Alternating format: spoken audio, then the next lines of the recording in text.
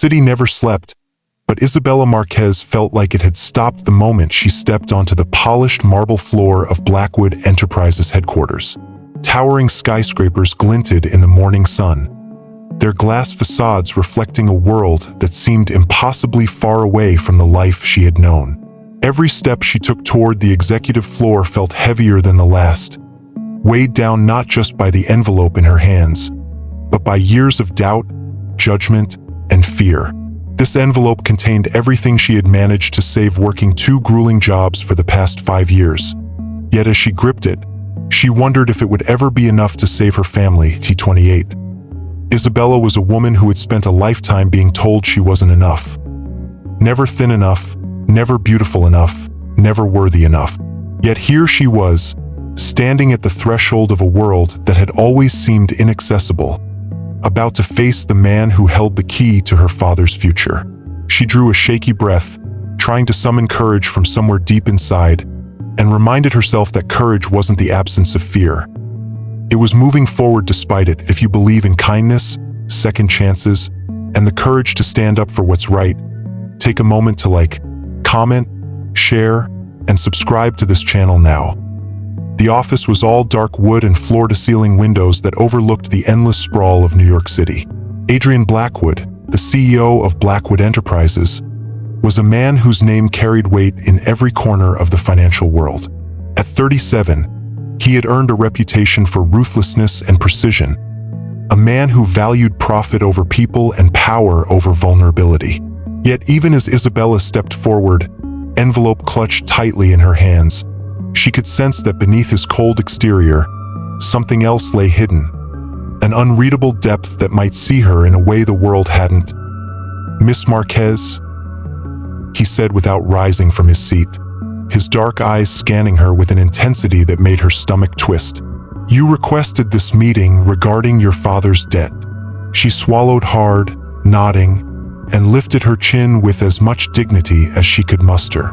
Her father owed him $300,000, a sum that seemed insurmountable, yet she had brought every cent she could scrape together. "Yes," she said, her voice trembling slightly but firm. "I have $50,000. It's all I've saved. I know it's not enough, but I'm asking for time, for a chance to pay the rest in monthly installments. Anything. Please, don't destroy my father." Adrien's gaze didn't waver. He reached for the envelope and counted the money with deliberate calm. "This is everything you have?" he asked. "Yes," Isabella whispered. "Every cent." She lifted her chin. "I'll work day and night if I have to. I just need a chance." For a long, heavy moment, he said nothing. Then, with a movement so unexpected it left her speechless, he placed the envelope back on her hands. "I don't want your money," he said simply. That Isabella's eyes widened. "I what?" "You heard me. Keep it." Her heart thudded painfully in her chest. "But my father, his debt." "Forgiven," he interrupted. "All of it. Your father owes me nothing."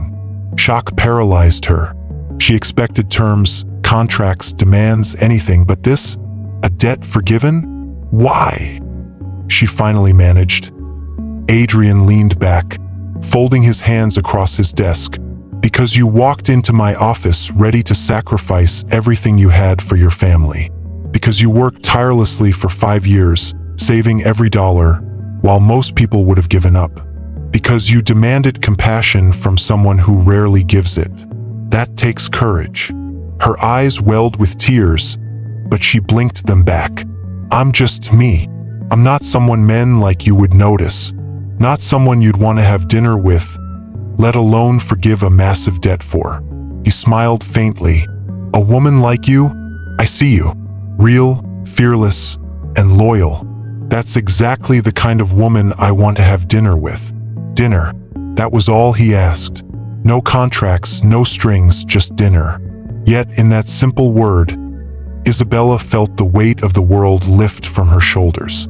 She nodded, barely able to speak. That night, Adrien picked her up in a sleek black car that made her heart skip. Not just because of its luxury, but because it was a reminder of the vast world she had never dared to imagine entering.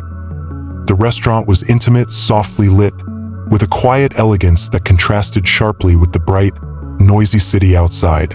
She expected showiness, a display of status, but he chose something personal, human, and real. Over plates of food and subtle smiles, conversation flowed. Adrien spoke of his rise from nothing, of the loneliness success had brought him, and of how people often mistook wealth for happiness. Isabella shared her own story. A childhood shadowed by illness, nights spent juggling 2 jobs, the constant struggle to love herself in a world obsessed with appearances. As the evening deepened, their connection grew. Built not on attraction alone, but on mutual respect, admiration, and the rare understanding that comes when 2 people see each other for who they truly are. Adrien reached across the table and brushed his hand over hers, not in a gesture of conquest, but of recognition. "Your courage," he said quietly, "your fierce loyalty to family, it's extraordinary. Most people would have folded. You didn't. You gave everything and asked for nothing. That is the kind of character that makes the world worth investing in." Weeks turned into months. Their relationship blossomed naturally, a careful dance between 2 worlds. Hers, shaped by struggle and resilience. His, built on power and influence. He introduced her to a life she had never known, not to impress, but to share. She introduced him to the warmth of family dinners and modest apartments where richness was measured not in wealth, but in love, laughter, and shared struggle. One evening, at a charity gala that glittered with New York's elite, she admitted her fears. "People stare at us," she whispered. "They wonder why you're with someone like me." Adrien smiled, lifting her hand to his lips. "Let them wonder.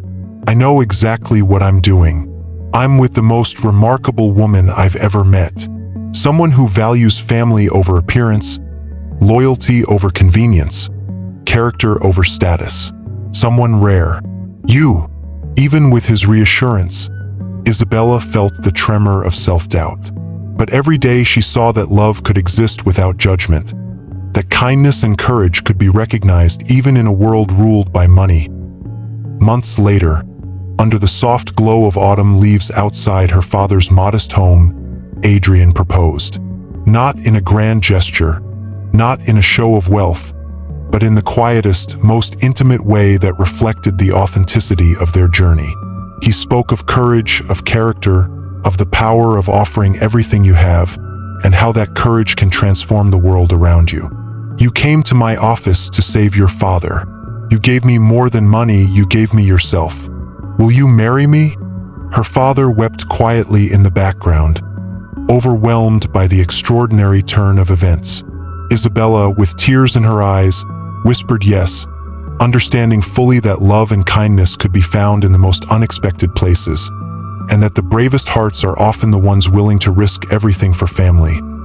Years later, they would tell their children about that pivotal day, about how a woman, terrified yet determined, walked into a CEO's office with $50,000 and a desperate hope for mercy, about how courage, loyalty, and humanity can outweigh any debt, any balance sheet, any expectation, about how love, real, kind, selfless love, can change the course of a life.